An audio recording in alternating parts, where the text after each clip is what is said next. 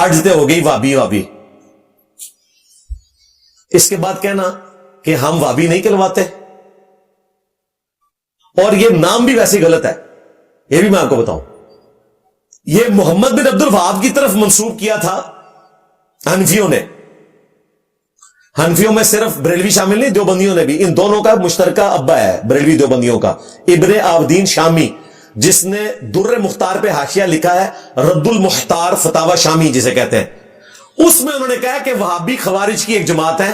وہابی وہ کہتا تھا, اور انہوں نے کہا کہ محمد بن عبد الوہاب کی شوکت اللہ نے توڑ دی, اللہ نے ان کو ذلیل و خوار کیا.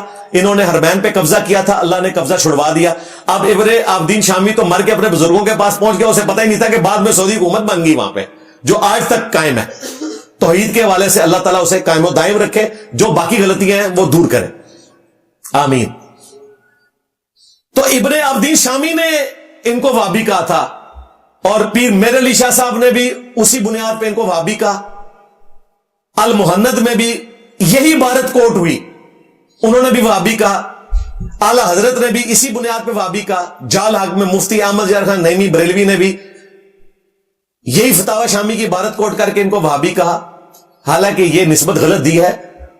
وہ جو محمد بن عبد الوہاب تھے ان کا نام تو محمد تھا, عبد الوہاب تو ان کا نام ہی نہیں تھا, تو محمد ہی کہنا چاہیے تھا اگر ان کی نسبت کی وجہ سے کہتے. عبد الوہاب تو ان کے ابے کا نام تھا جو صوفی تھا, کٹر وہ مشرک ٹائپ بندہ تھا عبد الوہاب. تو وابی تو خود صوفی ہیں, بیسیکلی بریلوی دیوبندی وابی ہیں. ہاں نبی گل لے جاؤ. ہاں اہل حدیث وابی نہیں ہے, وہ محمدی ہیں اگر محمد بن عبد الوہاب کی طرف نسبت ہو. اور ویسے ظاہر ہے وہ ان کی طرف نسبت کرتے نہیں, وہ اپنے آپ کو اگر محمدی کہتے ہیں تو محمد رسول اللہ کی وجہ سے صلی اللہ علیہ وآلہ وسلم.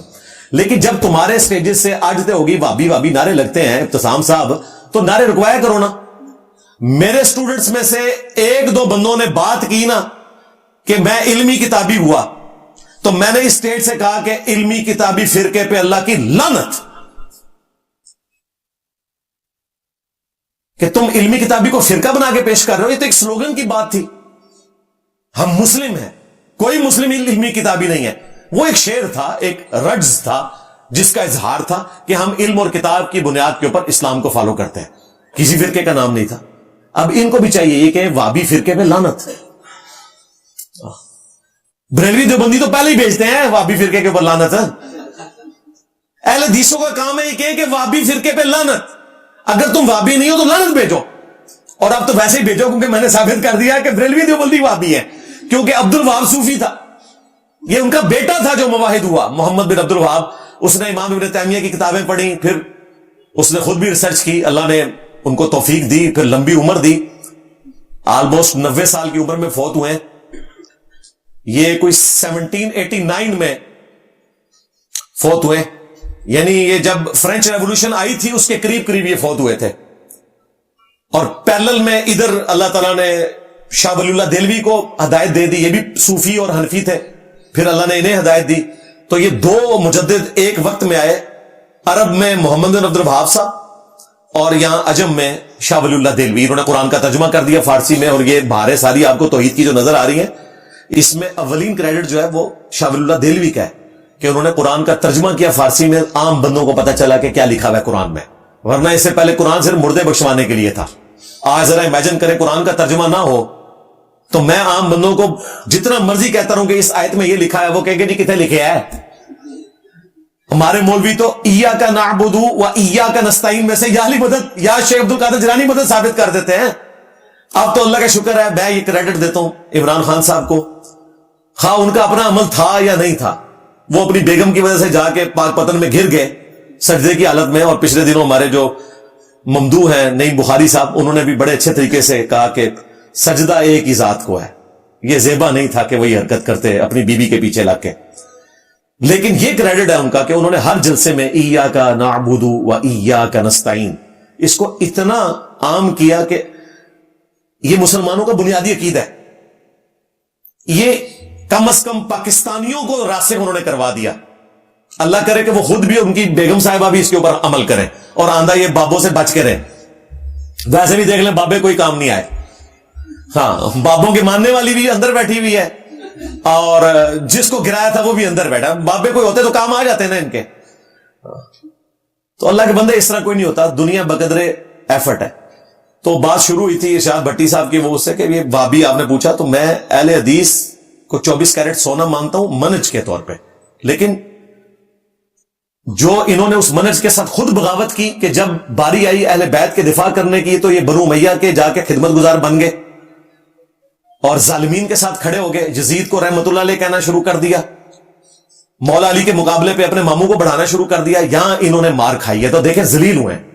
یہ بات یاد رکھیے گا, اہل بیت سے جس نے بھی ٹکر لی ہے نا وہ ذلیل ہوا ہے, آج تک ذلیل ہو رہا ہے. جو گالیاں پڑ رہی ہیں نا یزید کو یا اس کے خاندان کو, تو وہ ان کے اپنے کرتوت ہیں. ہم قائل نہیں کہ گالی دی جائے, لیکن انہیں کنڈیم ضرور کریں. اہل بیت سے ٹکر لی, وقتی طور پہ وہ جنگ جیت گئے دنیاوی اسباب میں بنو امیہ کے لوگ, لیکن نام تو حسین کا زندہ ہے, نام تو علی کا زندہ ہے.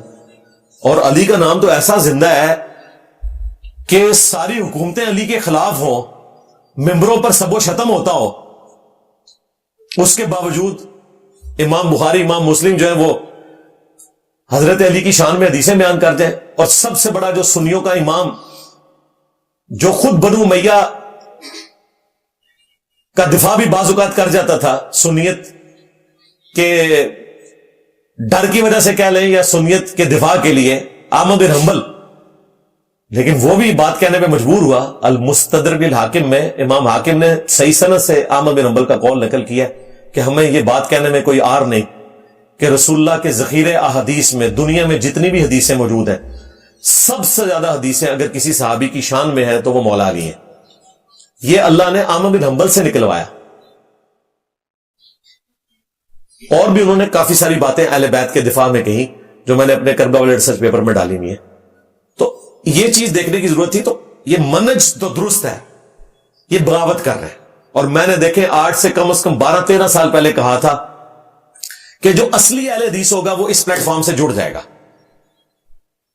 اور جو یہ ملمہ کاری والے اہل حدیث بنے ہوئے نا صرف مطلب کی رفع الیدین کی حدیثیں لینے والے, باقی حدیثیں چھوڑنے والے, وہ سب سے بڑے ہمارے دشمن بنے گے. اور اللہ کا شکر ہے یہ پیش گوئی میری درست ثابت ہوئی کہ صرف مولوی دشمن بنے, عوام الناس اہل حدیث کو چھوڑ کے اس پلیٹ فارم سے اٹیچ ہو گئی. ہمارے دعوت کو سب سے زیادہ جس نے فائدہ پہنچایا وہ اہل حدیث کی عوام ہے, اس کے بعد بریلویوں کا نمبر ہے. اس اعتبار سے بعض اعتبار سے بریلوی پہلے نمبر کے اوپر ہیں کہ وہ شروع میں جب میں نے دعوت شروع کی تو میرے بریلوی دوست تھے جنہوں نے سب سے پہلے اس منہج کو قبول کیا. بعد میں اہل حدیث بھی شامل ہوئے, انہوں نے اپنے فرقے سے اعلان بغاوت کر دیا. آج جیلم میں کوئی 30-40 کے قریب مساجد ہیں اگر پورے ضلع جیلم کی دیکھی جائے اہل حدیث کی. آج سے 10-15 سال پہلے 1-2 نمازی ہوتے تھے, بعض اوقات تو امام اکیلا نماز پڑھتا تھا. آج ماشاءاللہ اہل حدیث کی مساجد میں بعض مساجد کے اندر ایک صف, بعض میں 2, جمعے میں تو باہر تک صفیں بچھی ہوتی ہیں. یہ میں نے اپنی زندگی میں دیکھا ہے. اور میں کہیں جمعہ پڑھنے کے لیے چلا جاؤں تو آپ دیکھیں لوگ کس طرح لائن لگا کے کھڑے ہو جاتے ہیں صرف ہاتھ ملانے کے لیے, حالانکہ میں پورا کیموفلیج کر کے جاتا ہوں کہ مجھے کوئی نہ دیکھے, کیونکہ پھر ظاہر ہے مجھے بھی پھر تکلیف ہوتی ہے کہ کچھ لوگ کھڑے ہوئے ہیں پھر اپنے بچوں کو لے کے کہ علی بھائی سے مسافہ کروانا ہے, تو میں پھر اینڈ ٹائم پہ پہنچتا ہوں 2 فرض پڑھ کے تو نکل جاتا ہوں. لیکن میں ان کی آنکھوں میں محبت اور دور سے جو مجھے اشارے کر رہے ہوتے ہیں, یہ وہ مسجدیں تھی کہ جہاں نمازی نہیں ہوتا تھا, آج سینکڑوں نمازی پڑھتے ہیں, سارے اسٹوڈنٹس ہیں. سب سے پہلے اہل حدیث کا کام تھا. ارشاد بھٹی صاحب نے بھی اس پوڈ کاسٹ میں کہا کہ یار آپ کا کام تھا کہ آپ انجینئر صاحب میں اور آپ میں تو 95% چیزیں مشترکہ تھی, اور آپ نے دشمنی یہ نبھائی ہے. اور نجی محفلوں میں مانتے ہیں, کہتے نہیں وہ یہ کرنا چھوڑ دے. کل تک تو تم کہتے تھے کہ توحید مین مسئلہ ہے. جو لوگ بابوں کے پجاری ہیں, جو قبر پرست ہیں, جو قبروں سے فیض لینے کے قائل ہیں, جو رسول اللہ کے مقابلے پہ ایک امتی کو اپنا امام مانے ہوئے ہیں, ان کے ساتھ تم پینگے بڑھا رہے ہو صرف اس لیے کہ وہ تمہارے ماموں کی تعریف کرتے ہیں. تو تم نے اپنے ماموں کا کلمہ پڑھا ہوا ہے. مجھے اگر اللہ سے خوف نہ آتا ہو, جس طرح میں بریلویوں کو چشتی رسول اللہ پارٹی کہتا ہوں نا, اور دیوبندیوں کو تھانوی رسول اللہ پارٹی, تمہیں میں معاویہ رسول اللہ پارٹی کہتا. صرف اللہ سے خوف آتا ہے.